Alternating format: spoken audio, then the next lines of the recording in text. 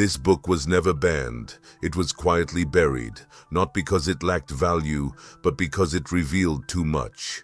It didn't preach faith or mysticism. It delivered the method, a system for reprogramming reality through intention, vibration, and mental focus. Most saw symbols, but a few saw instructions. It taught how to influence thought, alter behavior, and project silent commands.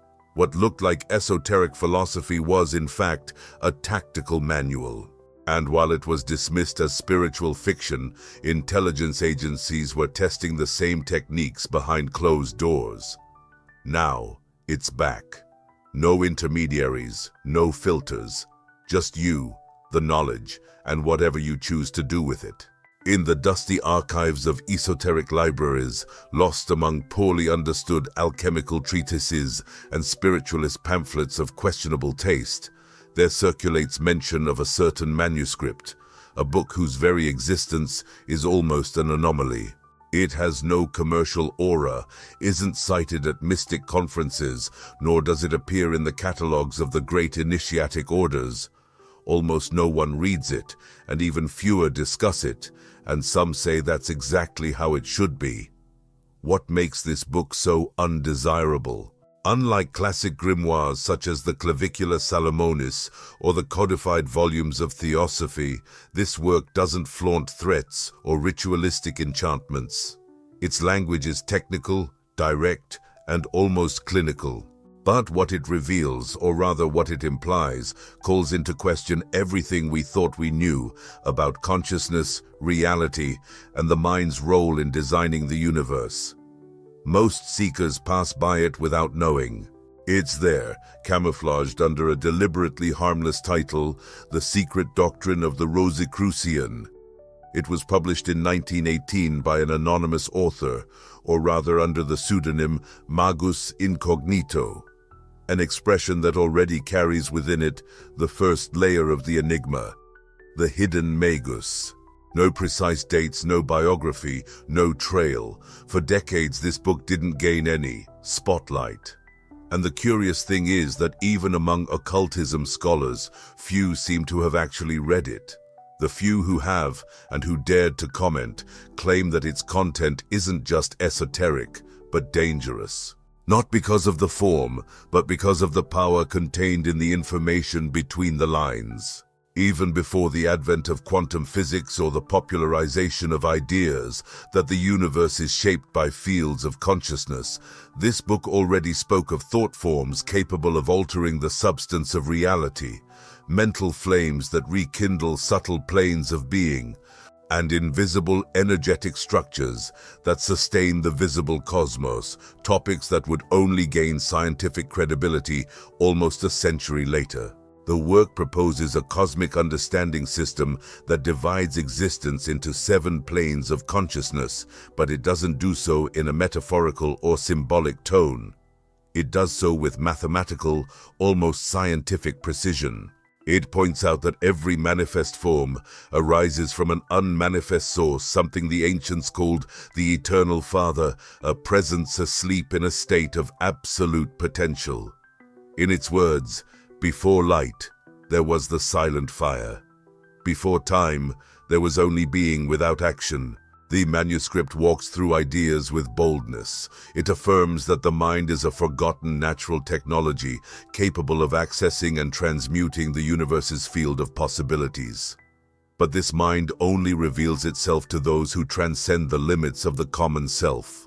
The author implies that the ancient Rosicrucian masters never desired these truths to be open to the profane world, and that this book, or the knowledge contained in it, leaked out.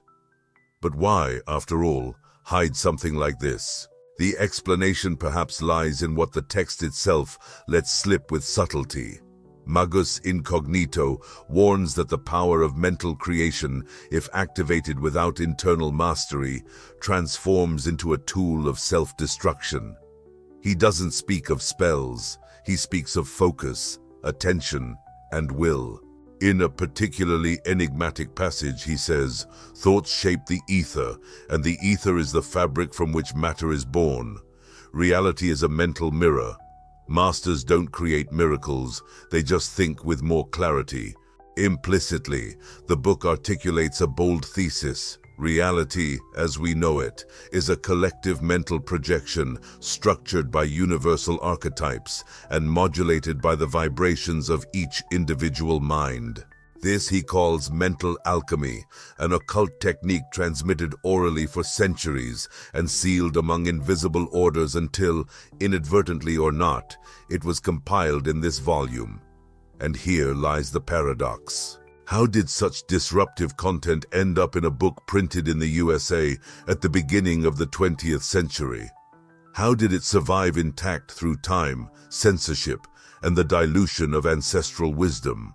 The most plausible hypothesis is what the author himself suggests, disguised between the lines. Knowledge only reveals itself to those who are ready to perceive it. The others simply cannot access it, even if they have it before their eyes. The book then functions as a kind of mirror. It adapts to the reader. For the inattentive, it sounds like just another occultist work among many. For the initiated, it becomes a map, a code, a silent initiation. And it's at this point that the work becomes most dangerous because it doesn't impose dogmas, doesn't require masters, and doesn't demand temples. It teaches the reader to become their own alchemist. And that, at any time, is subversive. If you've made it this far, perhaps something in you has recognized this ancient call, and if the real history of this book is unknown, it's because its function wasn't to be celebrated. It was to be discovered by those who were ready to remember. And perhaps, just perhaps, that moment has arrived. In certain discreet circles of modern occultism, there's a maxim that's never spoken aloud, but permeates all actions. What gives power isn't what you know, but what you keep silent. Perhaps that's why certain doctrines have never been officially taught, although they were meticulously documented, hidden in plain sight under layers of symbolism and silence. Among the most revealing manuscripts that escaped from ritualistic obscurity to almost technical language, few were as bold as the secret doctrine of the Rosicrucian. The work, as we've seen, seems to have emerged before its time, and perhaps that's why it was buried in history's own chronology. However, it's in its intermediate pages that the veil really tears, revealing not just an ancestral metaphysics, but a hidden operating system of the universe, something closer to a vibrational warfare manual than a spiritual treatise. Far from devotional abstractions, the teachings presented there turn to practical and repetitive instructions, as if the author wanted the reader to memorize them until they became automatic. He teaches how to create coded mental forms, psychic constructions, projected by the concentrated mind, loaded with intention, and projected with surgical precision onto reality's energetic field. Today, we call this creative visualization, neural-linguistic programming, or quantum modeling. But Magus Incognito was already talking about this over 100 years ago, with disconcerting clarity. The difference? Back then, these teachings weren't sold at motivational lectures, but transmitted within initiatic societies that demanded proof of character, absolute silence, and rigorous mental preparation. Among the most disturbing passages are specific instructions on how to direct mental energy currents to influence others' behaviors, not through verbal persuasion, but through silent vibrational emission. According to the author, ideas can be planted in other minds the same way seeds fall on soil, through proximity repetition and concentrated intention. These ideas echo what we now understand as subliminal suggestion, cognitive priming, or even consent engineering. But the book doesn't treat these concepts as discoveries. It presents them as already ancient techniques, as if they were tools of an invisible elite that always knew and applied them selectively to shape collective behavior. The textual structure reinforces this impression. Instead of philosophical reflections or parables, the author uses command language, as in military manuals. Terms like vibrational reprogramming, subtle transmission of mental images, and dominion of the collective psychic field appear frequently, almost as if they were parts of a mental training reserved only for those who know how to use, not just understand. But there's a detail that catches the eye. The work insists repeatedly that such practices must be kept secret. Silence is power. The ignorant won't know how to discern and will destroy what they poorly understand. The key can only be delivered to those who recognize the lock. These are statements that appear disguised throughout the text as veiled warnings, reinforcing that this isn't content for just anyone. The question imposes itself: why so much zeal for secrecy? If these practices really offer tools to alter personal and collective reality, why hide them? The most likely answer isn't in mysticism, but in the subtle politics of power. For whoever dominates the vibrational field of the human psyche, that which acts below the level of conscious reason, no longer needs armies or courts. They influence without being perceived and decide without anyone realizing there was a choice. What the book reveals in its essence is a hidden technology of mental influence, something that camouflaged itself under the guise of esoteric philosophy while operating as an instrument of behavioral engineering. Today, when neuroscientists and unconscious psychologists finally begin to study how repetitive mental patterns can influence hormonal states, purchasing decisions, and political beliefs, what we see is just the re-emergence in modern language of techniques that were already described in different clothing in this forgotten text. And there's another, even more disconcerting detail. The book's content, over the century, was quietly pushed into the domains of spiritual folklore. Labels like pseudoscience, romantic esotericism, or metaphysical fantasy were stuck on this knowledge with institutional zeal, as if it were necessary to discredit the tool so that no one would dare wield it. Because apparently, while this knowledge was publicly ridiculed, it continued being applied discreetly by the right hands, in advertising, in propaganda, in politics, not to liberate consciousness, but to keep it asleep. Reverse vibrational programming. The author would say, the secret doctrine of the Rosicrucian then perhaps was never a book forgotten by chance. It may very well have been deliberately silenced, not for being harmless, but for being too practical, for teaching what should never be taught, that the mind is a weapon, and that whoever learns to use it can move the world without touching it. But if someone finds it, understands it, and practices it, perhaps the game will balance out again. Perhaps. Every conscious emission carries the weight of a choice. And when analyzing the silent fate of the secret doctrine of the Rosicrucian, a question becomes inevitable. Why did a book with such disruptive potential disappear almost completely from the academic, cultural, and historical radar? It wasn't burned. It wasn't officially censored, it just vanished. And the most intriguing thing is how this disappearance happened without any fanfare, a subtle, meticulous, almost elegant disappearance, as if someone very influential had an interest in the work continuing to exist, but invisible. Unlike other esoteric works from the same period like the Kybalion, which had its influence analyzed by modern thinkers, or the secret doctrine which was the subject of thesis and academic symposiums, Magus Incognito's book was never seriously investigated by any university, research center, or mainstream historian. It doesn't appear in compendiums, reference bibliographies, or official archives about Western occultism. It's as if it simply had no historical importance, or worse, as if it had never existed. But that doesn't correspond to reality.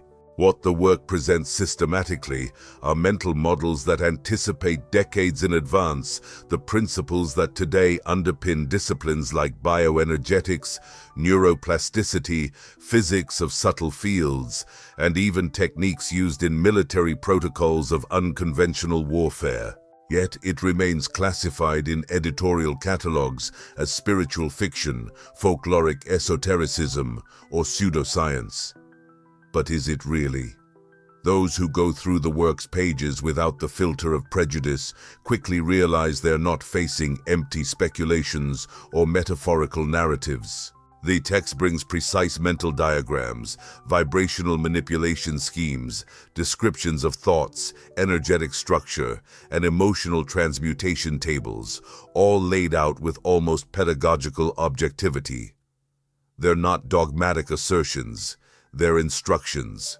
And that's exactly why its exclusion from institutional debate doesn't seem at decisive moments in history.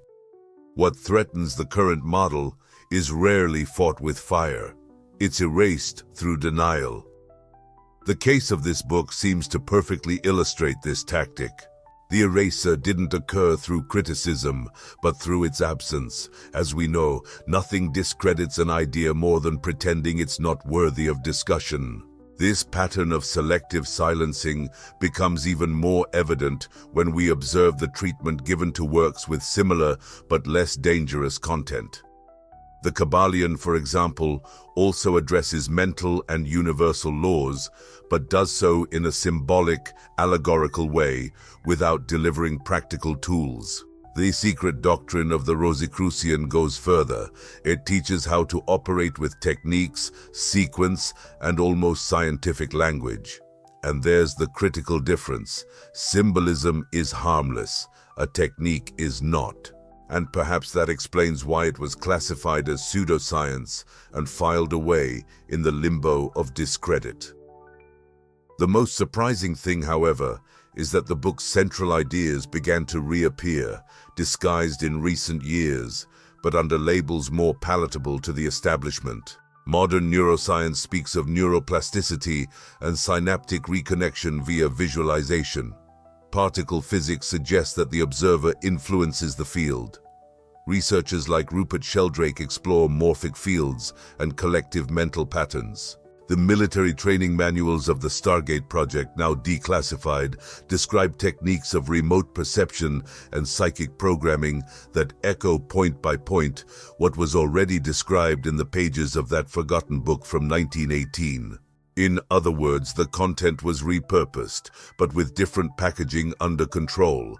What hides behind the absence of citations, the lack of academic studies, and editorial marginalization isn't irrelevance, it's institutional risk. A risk to the mechanistic logic that sustains the pillars of modern science, to the materialist paradigm that structures our universities, and above all, to the monopoly that certain institutions hold over the knowledge of how reality is shaped. And here, perhaps, lies the clearest clue. When something is ignored by all official channels, but its ideas resurface in the hands of the strategic elite, it's no longer about negligence. It's about deliberate suppression. This book wasn't forgotten because it was harmless. It was silenced because it's functional. Because it reveals something that should never have been opened. Because it allows any awakened mind to understand the mechanisms by which it's constantly influenced. And perhaps, if they know how to apply what's there, they can free themselves. But true freedom, as we know, isn't something the system distributes. It's something that's rediscovered. And for that, sometimes you just need to find the right book even, if it's been buried where no one should look. Until now, the trail was one of silence, a well-orchestrated, systematic, and almost elegant eraser. But all it took was one loose thread in the veil for everything to begin revealing itself. And it was precisely in the name that almost no one mentions, the secret doctrine of the Rosicrucian, published in 1918 under the deliberately generic pseudonym Magus Incognito. A harmless title, an anonymous author. But behind the curtain was William Walker Atkinson, lawyer, editor, occultist, and one of the most discreet intellectual architects of 20th century American esotericism. Atkinson is known for having written dozens of books under multiple pseudonyms like Yogi Ramacharaka and Theron Q. Dumont. But this one, This one is different. It's not a spiritual work in the devotional sense. It's an artifact, a camouflage device. The secret doctrine of the Rosicrucians presents itself as an introductory treatise on Rosicrucian philosophy, but delivers much more than mystical symbolism or metaphysical speculations.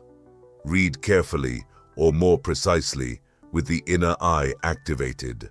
The work reveals operational protocols of psychic control, practical instructions for vibrational induction, and techniques for mental field expansion. It's literally a psychic warfare manual disguised as initiatic philosophy. One of its central premises is the use of the human mind as a frequency transmitter, capable of modulating the surrounding reality through mental images, symbolic codes, and conscious vibratory patterns. These so-called thought forms described throughout the book aren't addressed as allegorical concepts, but as functional mechanisms, step-by-step instructions to project intention, manipulate energetic response, and restructure material circumstances. At a time when science was still crawling in understanding the collective unconscious, Atkinson was already speaking, without beating around the bush, about how to plant ideas in others' minds through concentrated vibration. Something that today would be easily associated with concepts like neurological priming, limbic resonance, or subliminal pattern transmission. More than a theory, he delivers an operational doctrine. And surprisingly, the book circulated without resistance. The first editions were discreetly published by independent publishers without marketing campaigns, without scandals, or religious censorship. The reason? Simple. Nobody paid attention. At first reading, the text seemed like just another esoteric compendium among many. But to the eyes of those who understand hermeticism, energetic neuroscience, and the foundations of ceremonial magic, each chapter reveals itself as a coded protocol, a mental technology embedded under layers of symbolism. It's as if Atkinson, knowing well the risks of transmitting this type of knowledge openly, had opted for an invisible dissemination model, writing for those who know how to read with another mind. Several clues reinforce this thesis. The book systematically uses diagrams, tables, and creation aphorisms that at first glance may seem poetic or symbolic, but with the correct frame of reference, especially from Eastern traditions and modern systems of energetic psychology, these structures reveal themselves as true mental maps for reorganizing perception and modeling reality. We are talking about techniques that a century later would be rediscovered in military neuroconditioning projects, secret remote perception protocols, and studies on morphic fields of consciousness. The question that arises is inevitable. Why did Atkinson decide to hide this content within a Rosicrucian work? The answer may lie in the very nature of the information. At that time, any attempt to unite mind science, mysticism, and reality manipulation would be classified as heresy or delusion. Atkinson then followed an ingenious strategy. He wrote an advanced book as if it were basic and hid revolutionary tools under the disguise of esoteric tradition, an effective camouflage. For the common reader, it was just another mystical work. For the initiate, a key. More than preserving knowledge, the author seems to have desired to perpetuate it safely. After all, as an ancient hermetic axiom said, the secret isn't in the hiding place, but in perception. He didn't write for everyone. He wrote for those who, upon reading what seemed symbolic, would realize it was literal. That thought forms aren't metaphors, but vibrational devices. That the mastery of the seven planes isn't allegory, but the energetic structure of the human being. That the book, finally, wasn't a spiritual proposal. It was a tool so powerful it needed to be hidden within a harmless format, waiting in silence for the moment when prepared minds could decode it. And apparently, that moment may have arrived because now, when rescuing this manuscript, we no longer read it with the eyes of 1918. We read it with the data of now, and we realize what it really is, an advanced vibrational programming manual hidden under the veils of tradition, written to resist time and perhaps to survive any attempt to control human consciousness. Every control structure sustains itself on a simple principle, making the individual believe they have no power. That's why when knowledge emerges affirming the opposite, and even teaches how to access this power, it becomes a threat not just to the current system, but to the very architecture of social reality. The secret doctrine of the Rosicrucian does exactly that. And it's at this point that we understand why the work needed to be hidden. It doesn't teach belief, it teaches operation. The core of the Rosicrucian doctrine revealed by William Walker Atkinson doesn't revolve around blind faith, religious morality, or mystical ecstasy. Its focus is technical, direct, structured. We're facing a true treatise on consciousness engineering, and its proposal is clear. Reality isn't something you suffer, it's something you configure. At the heart of this doctrine rests a triad that, if properly understood and applied, transforms the individual into a vibrational operator. Vibration, visualization, and symbolic repetition.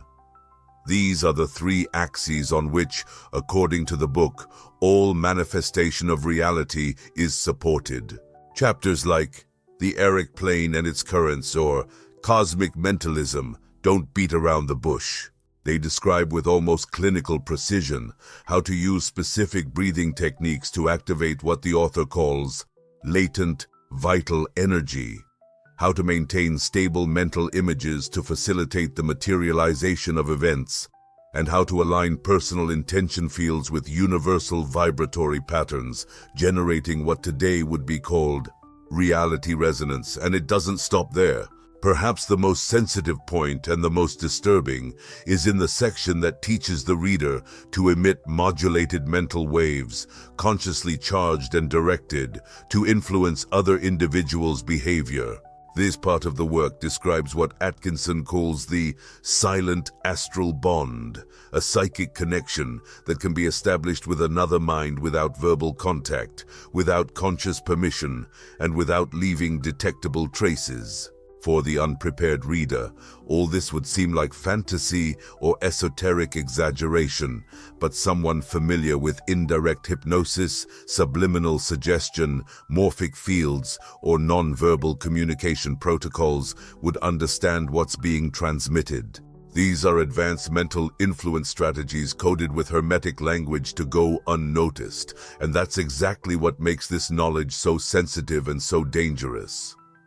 The work teaches, in essence, how to break the intermediaries between mind and world, how to reverse the game of external dependency, whether dogmatic religions, paternalistic governments, or social structures that promote passivity.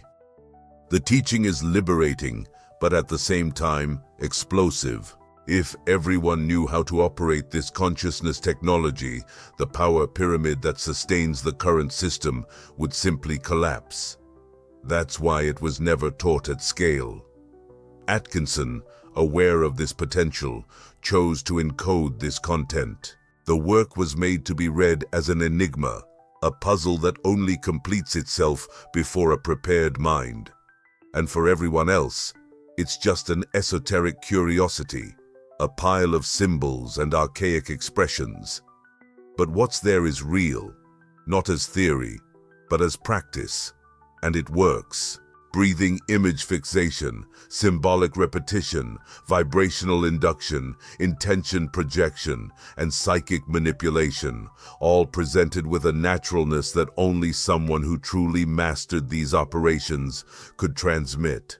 The most alarming thing, however, is realizing how these same concepts emerged, later masked, segmented, and sanitized in areas like coaching, behavioral psychology, mass marketing, and even classified military operations, but always with a crucial difference, without delivering the complete key.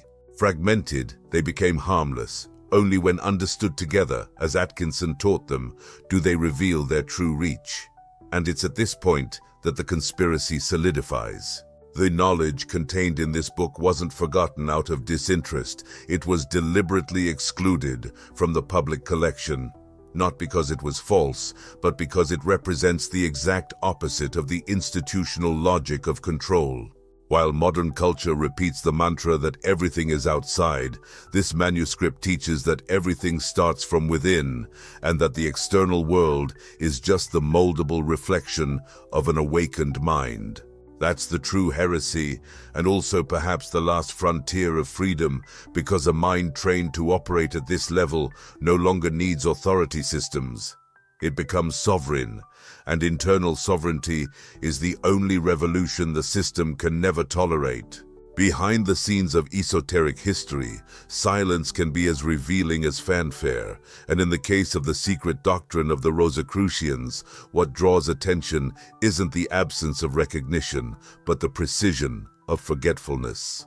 William Walker Atkinson, author of dozens of works under distinct pseudonyms, died without any public tribute, without debates about his legacy, and above all, without proper highlight to his most dangerous work.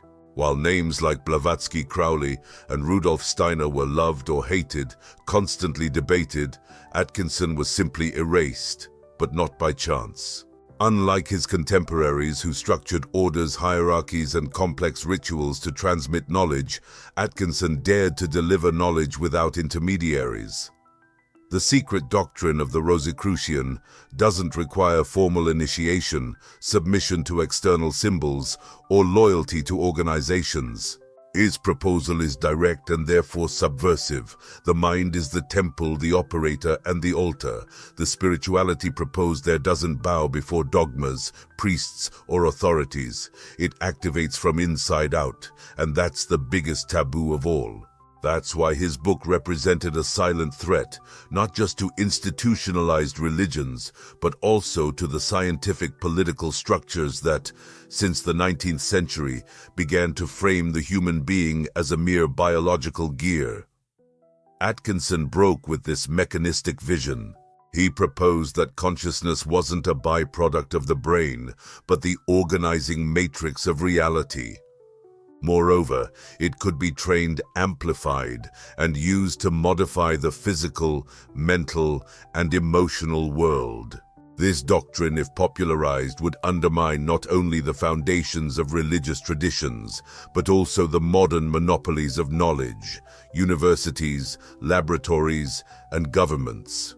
By showing that the sacred is accessible without intermediaries and that the creative power of reality is within each mind, Atkinson lit a fuse that the system could never allow to reach the masses. The result?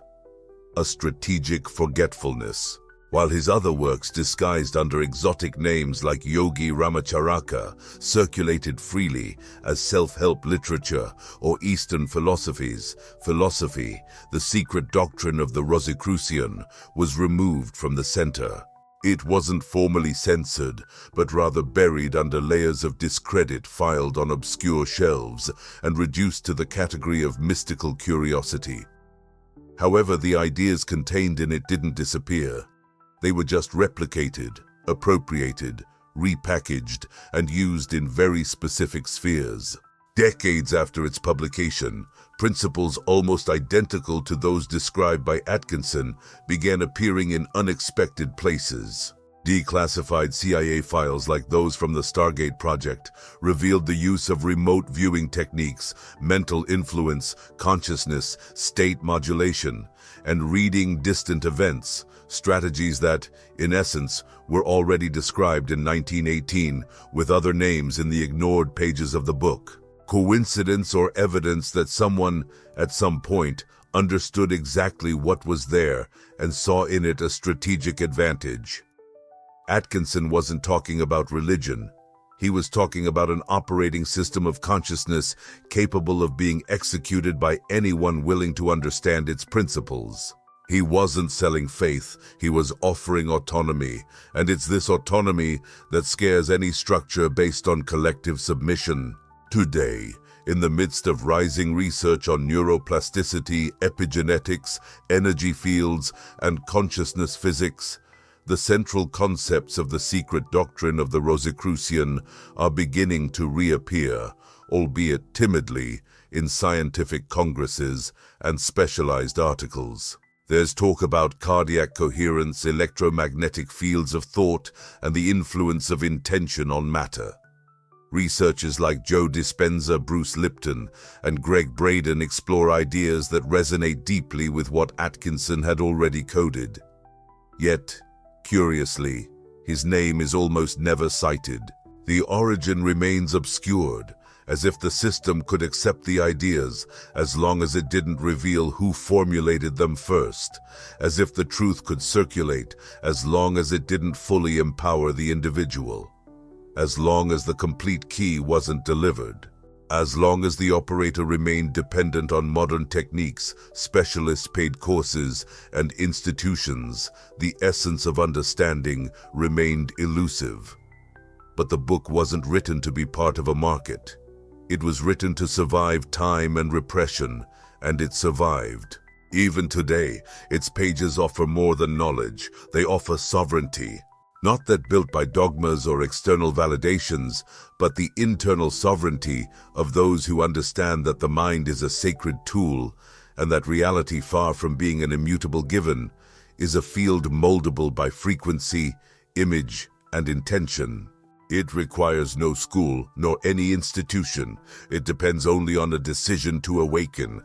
Every transformation begins the instant you recognize that external reality isn't immutable, but rather a reflection of internal vibration.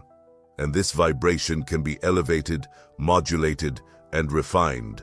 Every change begins with understanding your role as a co-creator. The only way to connect with this divine intelligence is through conscious and structured meditation. That's why we've developed a set of audio tools to help you access this higher state of consciousness and reprogram your reality from within. To learn more and get immediate access, click the link on screen or in the comments. If this content resonated with you, write in the comments, "It made sense to me." This could be the first step on a path that was already written, just waiting to be remembered.